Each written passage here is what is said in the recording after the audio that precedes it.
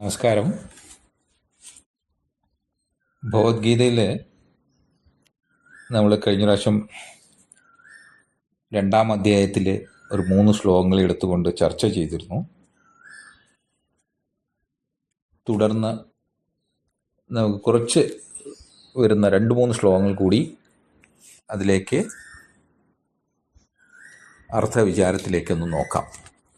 അപ്പോൾ അവിടെ ഭഗവാൻ ജ്ഞാനയോഗത്തെക്കുറിച്ച് പറഞ്ഞു, ആത്മതത്വത്തെക്കുറിച്ചൊക്കെ പറഞ്ഞു. ആത്മതത്വം എന്താണ്?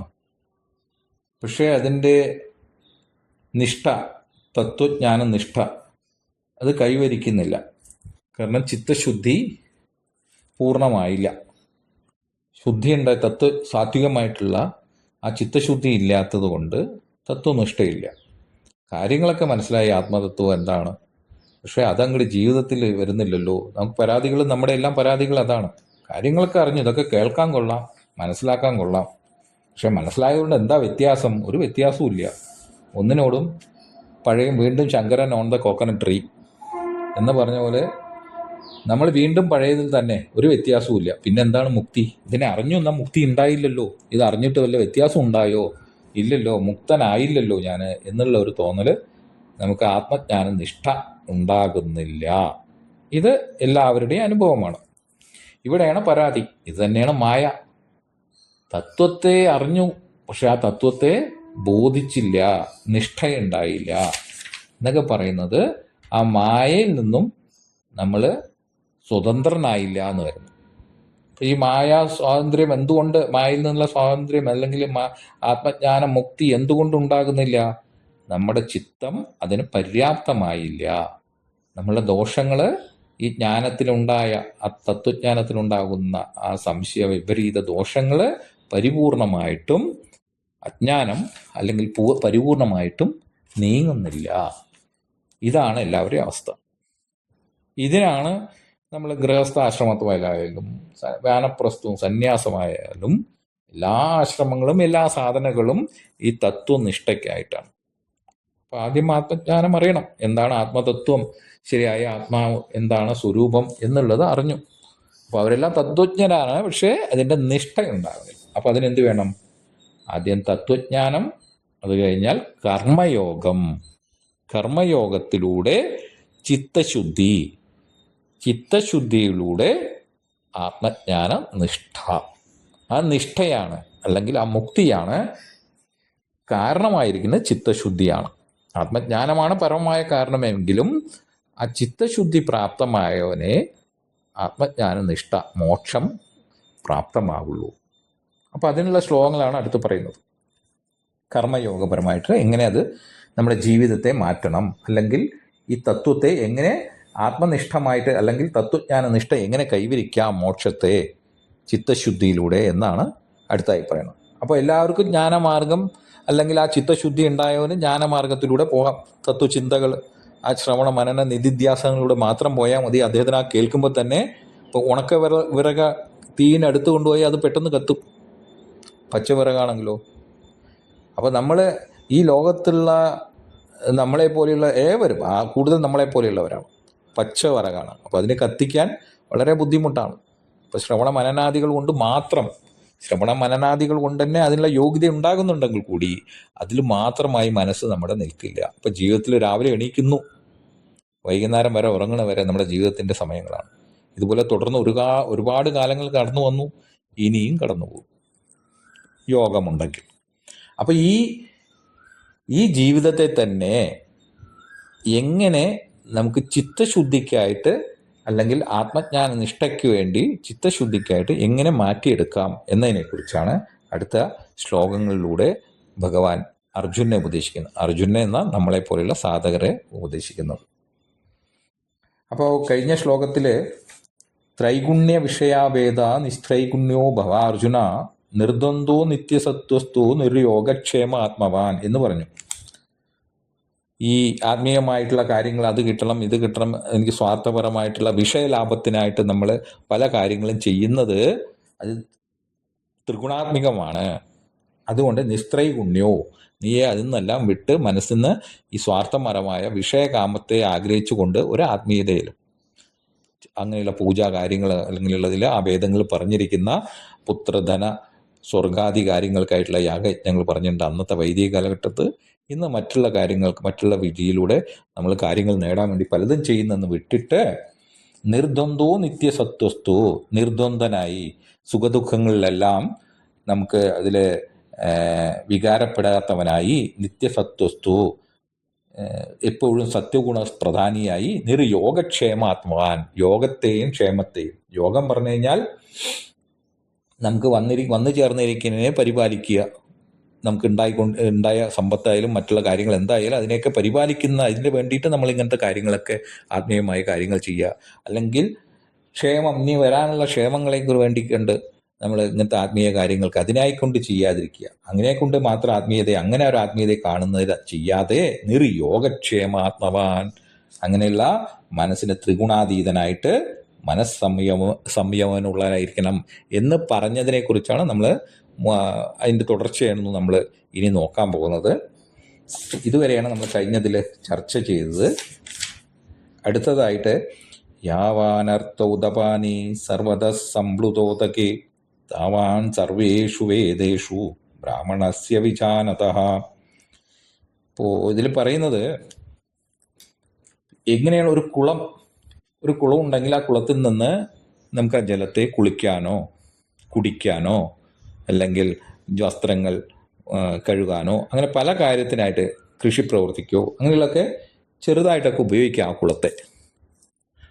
ഒരു നദിയിൽ നിന്നാണെങ്കിലോ ഇതേ കാര്യങ്ങൾ നദിയിൽ നിന്നും എല്ലാം സാധ്യമാണ്, കുറച്ചുകൂടി നന്നായി സാധ്യമാണ്. അപ്പോൾ ഈ കുളവും നദിയിൽ നിന്നും രണ്ടും കിട്ടുന്നത് ഒരുപോലെയാണ് കാര്യങ്ങളെല്ലാം, കുറച്ചുകൂടി നന്നായിട്ട് നദിയിൽ നിന്ന് കിട്ടും. എന്ന പോലെ താവാൻ സർവേഷു വേദേഷു, ഈ വേദങ്ങളിൽ നിന്നെല്ലാം കിട്ടുന്ന പ്രയോജനം ഉണ്ടല്ലോ അവർക്ക്. അങ്ങനെയില്ല, അവർക്ക് ബ്രാഹ്മണസ്യ വിജാനതഃ അഭി താവാൻ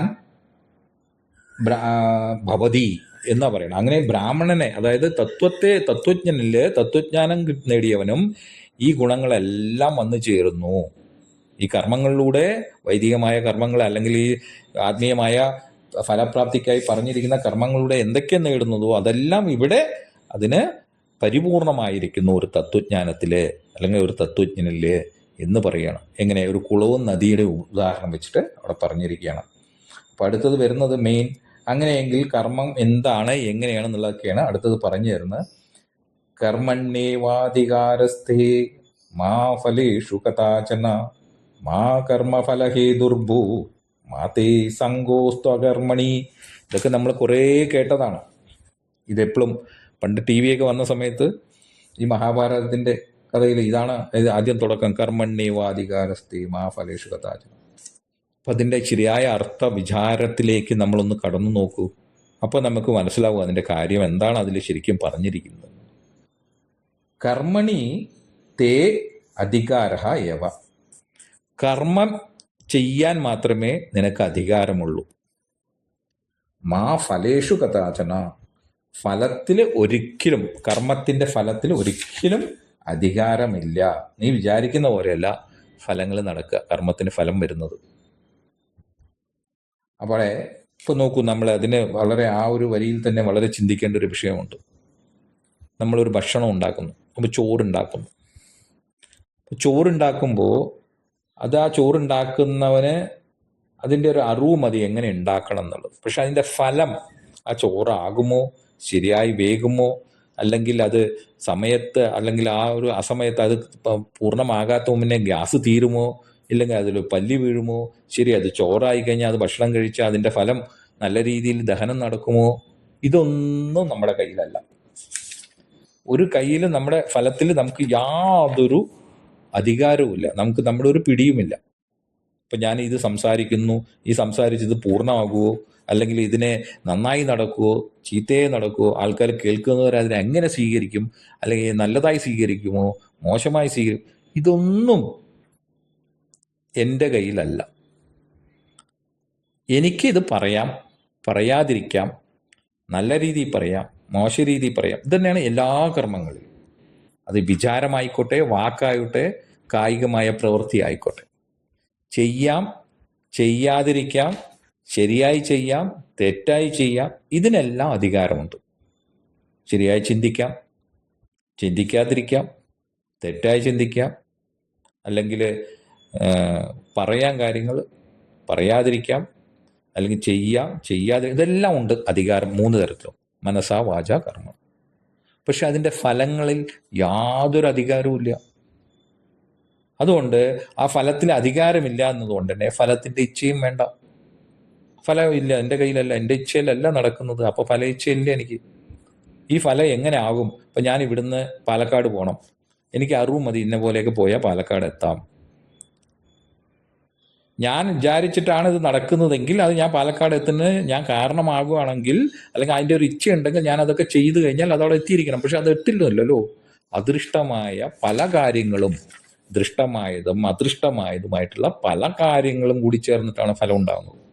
ഇതൊന്നും എൻ്റെ കയ്യിലല്ല. അതുകൊണ്ടല്ലേ നമ്മൾ പറഞ്ഞു, ഭഗവാനെ ഇതെല്ലാം എൻ്റെ ഇച്ഛ എന്ന് പറയൽ മാത്രമേ ഉള്ളൂ. പ്രവൃത്തി മുഴുവൻ നമ്മുടെ ആസക്തിയിലാണ്, ഞാൻ ചെയ്യുന്നു. അതുകൊണ്ട് അടുത്ത വരി പറയുന്നത് മാ കർമ്മഫല ഹേതുർഭൂ. കർമ്മഫലത്തിന് ഹേതു, കാരണം ഒരിക്കലും ആകാതിരിക്കൂ. കാരണം കർമ്മഫലത്തിന് ഞാൻ ഹേതു അല്ല. ഹേതു ആണെങ്കിൽ ഞാൻ ചെയ്തു കഴിഞ്ഞാൽ ഞാൻ വിചാരിക്കുന്ന പോലെ കർമ്മത്തിന്റെ ഫലം നടക്കണം,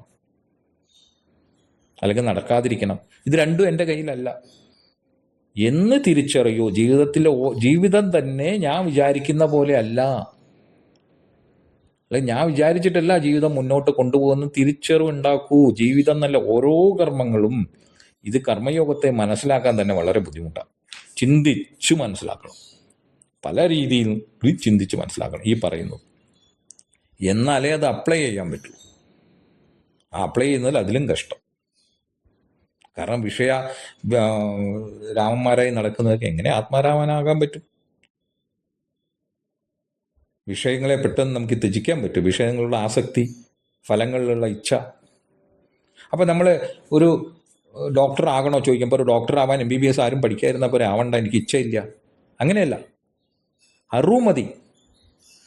ഇപ്പം ഞാൻ ഇങ്ങനെ പഠിച്ചു കഴിഞ്ഞാൽ എനിക്ക് ഡോക്ടർ ആകാം. അപ്പോൾ അവിടെ എന്തിനാ? ഇച്ഛ കൊണ്ടല്ല, സേവനത്തിന്, പരാർത്ഥമായിട്ട്. അപ്പോൾ എല്ലാം ഈ ജീവിതമേ പരാർത്ഥമായിട്ട് ചെയ്യുന്നു. അപ്പോൾ ആ പരാർത്ഥമായി എങ്ങനെ ചെയ്യണം? ഈശ്വരാർപ്പണമായി ചെയ്യണം. അവിടെ നോക്കൂ, ആ കർമ്മത്തിനുള്ള ശുദ്ധി ഉണ്ടാകുന്നത് നോക്കൂ, മനഃശുദ്ധി ഉണ്ടാകുന്ന കർമ്മത്തിലൂടെ. പക്ഷേ ഇതിവിടെ എന്താണ്? സ്വാർത്ഥപരമായ താല്പര്യങ്ങൾ, ഇച്ഛ കൊണ്ട് നമ്മൾ പലതിലൂടെ ആത്മീയതയിലൂടെ ഓടുകയാണ് ചെയ്യുന്നത്. ഇതിനെക്കുറിച്ചാണ് കഴിഞ്ഞ പ്രാവശ്യം നമ്മൾ പറഞ്ഞത്. അപ്പോൾ ഈ ഒരു ശ്ലോകത്തെ മനസ്സിലാക്കൂ. കർമ്മണി ഏവ അധികാരത്തെ, കർമ്മം ചെയ്യാതിരിക്കും, എന്തൊക്കെ എൻ്റെ കയ്യിലാവും. മാ ഫലേഷു കഥാചന, ഫലത്തിൽ യാതൊരു തരത്തിലും ഇല്ല. അതുകൊണ്ട് ഫലത്തെ ഇച്ഛിക്കണ്ട. ഫലത്തിൻ്റെ അറിവുണ്ടായാൽ മതി, ഇച്ഛ ആവശ്യമില്ല. ഇതാണ് പോയിന്റ്. അതിൽ ഇച്ഛ വെക്കണ്ട. ജീവിതത്തിൽ ഞാൻ ഇന്നതൊക്കെ ചെയ്തു, അതിൻ്റെ ഫലങ്ങൾ ഹേതുവും നീയല്ല. എന്നാൽ ശരി, ഞാൻ കർമ്മത്തിൻ്റെ ഇച്ഛയില്ല, ഞാൻ ഹേതുവല്ല, എന്നാൽ മിണ്ടാതിരുന്നാൽ മതിയോ? ഒന്നും ചെയ്യാൻ അങ്ങനെ സാധ്യമല്ല. അതുകൊണ്ട് പറയുന്നത് മാതേ സംഗോസ്തു അകർമ്മണി, അകർമ്മത്തിലും സംഘത്തും പാടില്ല. കർമ്മം ചെയ്തേ പറ്റൂ. ജനിച്ചോ കർമ്മം ചെയ്യണം. അപ്പം അത് കർമ്മയോഗപരമായി എങ്ങനെ ചെയ്യണം? സംഘം തെക്വ. എങ്ങനെ? ഈ കർമ്മഫലത്തിലുള്ള സംഘത്തെ വെടിയൂ. അതിലെ ഇച്ഛയെ, ഫലാസക്തിയെ, ആസക്തിയെ, വിഷയാസക്തിയെ എല്ലാം വിട്ടോളൂ. അപ്പം ജീവിതത്തിൽ എത്ര കഷ്ടം നോക്കി, എന്തൊക്കെയുണ്ട്. നമ്മളെല്ലാം ഇപ്പം ഭക്ഷണം കഴിക്കണം അല്ലേ? പക്ഷെ അത് ഭക്ഷണം കഴിക്കാൻ എന്ത് കഴിച്ചാലും വയറ് നിറയും. പക്ഷെ അതിൻ്റെ ആസക്തി ഉണ്ടാവാനോ? ഇന്നത് കഴിക്കണം. അപ്പം അതിനു വേണ്ടി കഷ്ടപ്പെടണം. ജീവിതം എത്ര സരളമാണോ? ജീവിക്കാൻ വയറ് നിറയണമെന്നുണ്ടെങ്കിൽ, വയറ് നിറയാനുള്ള കഴിക്കാനാണെങ്കിൽ അതിന് എന്തൊക്കെ ചെയ്യണം? നമുക്ക് വളരെ സിമ്പിളാണ്. വയറ് നിറയ്ക്കാൻ എന്താ കിട്ടുന്നത് തിന്ന് കഴിക്കാം. പക്ഷെ ഇന്നതേ വേണം, ഇച്ഛയാണ് നമ്മളെ നയിക്കുന്നത് പലതിലേക്കും. ഇതുപോലെ തന്നെ മറ്റുള്ള വിഷയങ്ങളിൽ. അപ്പം നമ്മുടെ ഇച്ഛ കൊണ്ടാണ് നമുക്ക് ദുഃഖം. നമ്മൾ ഈ സംസാരത്തെ വളർത്തിയെടുക്കുന്നത് സ്വാർത്ഥപരമായിട്ടുള്ള ഇച്ഛകളാണ്. അപ്പം നിസ്വാർത്ഥമായി ചെയ്യണം കർമ്മങ്ങളെ, കർമ്മയോഗപരമായിട്ട്. അങ്ങനെ നിസ്വാർത്ഥമായി കഴിഞ്ഞാൽ ഫല ഇച്ഛയില്ലാതെ, ഫലം നമ്മുടെ കയ്യിലല്ലെന്ന് മനസ്സിലാക്കി അതിനോട് ഇച്ഛിക്കാതെ, കർമ്മത്തിൽ അധികാരം ഇരിക്കെ കർമ്മം മാത്രം ചെയ്ത്, അത് സത്കർമ്മങ്ങൾ. ദുഷ്കർമ്മം ചെയ്തിട്ട്, ഞാൻ കർമ്മം ചെയ്യുന്നു, ദുഷ്കർമ്മം ചെയ്തിട്ട് അതിൻ്റെ ഫലത്തിൽ എനിക്ക് ഇച്ഛയില്ല പറഞ്ഞു കഴിഞ്ഞാൽ അതെങ്ങനെ ഈശ്വരാർപ്പണമാകും? ഈശ്വരാർപ്പണമായി ചെയ്യണം കഴിഞ്ഞാൽ സത്കർമ്മങ്ങളല്ലേ ചെയ്യുള്ളൂ. ദുഷ്കർമ്മം ചെയ്യൂ. ഇപ്പോൾ ദുഷ്ടതരങ്ങളായ ചിന്തകളില്ല, വാക്കുകളില്ല, അല്ലെങ്കിൽ പ്രവൃത്തികളില്ല മറ്റ്. അപ്പം അങ്ങനെ ആയിക്കൊണ്ട് കർമ്മഫല ഹേതുവല്ലാതെയും എന്നാൽ അകർമ്മത്തിൽ സംഗത്വമില്ലാതെ ജീവിക്കുന്നതിനാണ് കർമ്മയോഗം എന്ന് പറയുന്നത്. അവിടെ എന്തായി? നിസ്വാർത്ഥമായി, മനഃശുദ്ധിയായി. അങ്ങനെയുള്ള മനഃശുദ്ധിയിൽ ആത്മജ്ഞാനം നിഷ്ഠ ഉണ്ടാകും. അല്ലാതെ ഈ ആത്മതത്വത്തെ എല്ലാം ഗ്രഹിച്ചു എന്നതുകൊണ്ട് മാത്രം ആത്മജ്ഞാന നിഷ്ഠ ഏവർക്കും ഉണ്ടാകണമെന്നില്ല. അതിനുള്ള ചിത്തശുദ്ധി പ്രാപ്തിയായവർക്ക്, അല്ലെങ്കിൽ ആ ഉണങ്ങിയ വിറക് പറഞ്ഞ പോലെ അവർക്ക് അത് കത്തും. മറ്റുള്ളവർ എത്ര കേട്ടാലും കേട്ടുകൊണ്ടിരിക്കെ അതിനുള്ള യോഗ്യത ഉണ്ടാകുന്നു എന്നുള്ളതല്ല. അയോഗ്യമാകണമല്ലോ മനസ്സ്. അപ്പം അതിന് കർമ്മയോഗം, മറ്റുള്ള സാധനങ്ങളിലേക്ക് പറയുന്നതാണ് ഭഗവാൻ ഈ ശ്ലോകം.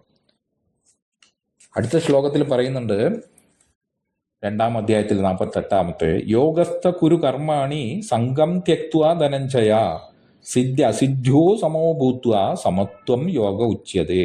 ഈ 2 ശ്ലോകങ്ങൾ കാണാതെ പഠിച്ചു വെക്കുക. എന്നിട്ട് ഇതിനെക്കുറിച്ച് നമ്മൾ ശരിയായി ചിന്തിച്ച് മനസ്സിലാക്കിയാൽ തന്നെ അത് കർമ്മയോഗത്തിലേക്കുള്ള വഴിയായി. അല്ലാതെ കുറേ സത്കർമ്മങ്ങൾ ചെയ്തു, അത് ചെയ്തു, ഞാൻ അങ്ങനെ ചെയ്തു, അമ്പലത്തിൽ കെട്ടി, അല്ലെങ്കിൽ കുറേ കക്കൂസ് കെട്ടി, അല്ലെങ്കിൽ കുറേ വീട് വെച്ചു, അല്ലെങ്കിൽ ഞാൻ നാട്ടുകാർക്ക് അത് ചെയ്തു, ഇത് ചെയ്തു, അവർക്ക് ഇത് ചെയ്തു, ഇതുകൊണ്ടൊന്നും ആവില്ല. അതൊക്കെ ചെയ്യുന്നത് എങ്ങനെ ചെയ്യണം എന്നതിനെ കുറിച്ചാണ് പറയുന്നത്. യോഗസ്ഥ കുരു കർമാണി ധനഞ്ജയ സംഘം ത്യക്ത്വ, ഫലാസക്തിയെ ഉപേക്ഷിച്ചിട്ട്. അപ്പോൾ ഫലം ആസക്തിയില്ലാതെ യോഗസ്ഥ കുരു കർമാണി. ഇപ്പോൾ സംഘം ത്യക്ത്വ എന്ന് പറയുന്ന ഫലം ഇപ്പോൾ ഈശ്വര അർപ്പണമായി ചെയ്യുന്നു. അപ്പോൾ ഈശ്വര പ്രസാദം കിട്ടും, ചിത്തശുദ്ധി കിട്ടും. അപ്പം ആ ചിത്തശുദ്ധിയെ പോലും ആഗ്രഹിക്കാതെ, ഇച്ഛ വെക്കാതെ, അപ്പോൾ ഇതിനെ ഇങ്ങനെ അറിഞ്ഞാൽ മതി, അതങ്ങനെ ഒരു ഇത് ഉണ്ടാവും എന്നുള്ള അറിഞ്ഞാൽ മതി. അതിൻ്റെ ഇച്ഛ വേണ്ട. അത് കിട്ടുമോ കിട്ടില്ല എന്നൊന്ന് വിചാരിച്ച് അയ്യോ ഭഗവാനെ ഞാൻ കുറേ കർമ്മയോഗമായി ചെയ്യുന്നു, ഞാൻ കർമ്മം കുറേ ചെയ്യുന്നു, എന്നിൻ്റെ മനസ്സിലൊന്നും ആത്മജ്ഞാനം ഉണ്ടാകുന്നില്ല, അതൊക്കെ വെറും തട്ടിപ്പാണെന്ന് തോന്നിപ്പോകും. അപ്പം അതുപോലും നമ്മുടെ മനസ്സിൽ വരാതെ, അവിടെയും സ്വാർത്ഥ ബുദ്ധിയാണ് വരുന്നത്. അപ്പം നിസ്വാർത്ഥമായിട്ട് ഈശ്വര പ്രസാദം പോലും ഞാൻ ആഗ്രഹിക്കുന്നില്ല. ഞാൻ എൻ്റെ കർമ്മങ്ങളെ ഫലാസക്തിയില്ലാതെ ഈശ്വര അർപ്പണമായി ചെയ്യുന്നു. ഈശ്വര അർപ്പണം പറഞ്ഞാൽ ഈശ്വരാർത്ഥമായി ചെയ്യുന്നു, ഈശ്വരന് വേണ്ടി ചെയ്യുന്നു. എന്തായാലും സൃഷ്ടിയും ജന്മവും ഒക്കെ നടന്നല്ലോ, അതെൻ്റെ അനുഭവമുണ്ട് ഇല്ലേ. ഞാൻ എൻ്റെ നീ എന്നൊക്കെ പറഞ്ഞ് ഇവിടെയുള്ളതുണ്ട്. രാവിലെ എണീക്കുന്നുണ്ട്, അത് ഈശ്വര അർപ്പണമായി ചെയ്തോളൂ. ഉറങ്ങുന്ന സമയത്ത് എല്ലാം ഈശ്വര അർപ്പണമായി ചെയ്തോളൂ, കൊടുത്തോളൂ, തിരിച്ചു കൊടുത്തോളൂ ചെയ്തതല്ല. വെറുതെ പാട്ടുപാടി കായേന വാച അങ്ങനെയുള്ളൊന്നും പാടിയിട്ടൊന്നും കാര്യമില്ല. അല്ലെങ്കിൽ എല്ലാ തെറ്റും ചെയ്ത് ക്ഷമസ്വ എന്ന് പറഞ്ഞിട്ടും കാര്യമില്ല.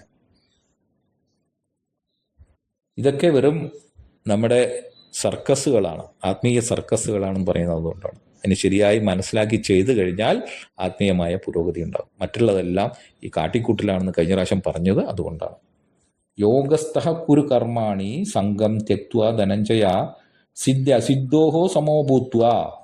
ഈ സിദ്ധിക്കും അസിദ്ധിക്കും, എന്ത് നന്നായി വന്നാലും നന്നായി വന്നാലും രണ്ടിനെയും സമമായി കണ്ടുകൊണ്ട് നിർവികാരനായിട്ട് അതിൽ കർമ്മങ്ങളിൽ മാത്രം, സത്കർമ്മങ്ങളിലേക്ക്, ആ കർമ്മങ്ങളിലേക്ക് മാത്രം. സത്കർമ്മം പറഞ്ഞാൽ തലയിലേറ്റി വെക്കേണ്ട ആവശ്യമൊന്നുമില്ല. പല കർമ്മങ്ങളും എടുത്ത് കുറേ കർമ്മങ്ങൾ അത് ചെയ്ത് ഇത് ചെയ്ത് അങ്ങനെ നടക്കേണ്ടതല്ല. എന്താണ് ജീവിതത്തിൽ വന്നു ചേരുന്നത്, വന്നു ചേർന്നിരിക്കുന്നത്, അല്ലെങ്കിൽ വന്നു ചേരുന്നത്, അതിനെ ഈ യോഗപരമായിട്ട് യോഗസ്ഥ കുരു കർമാണി എന്ന് പറയുന്നത് അത് ആ രീതിയിൽ ചെയ്യൂ. അവിടെ എന്താണ്? സമത്വം യോഗ ഉച്യതേ. ഈ സമബുദ്ധിയാണ് യോഗം, കർമ്മയോഗം എന്ന് പറയുന്നുണ്ട്.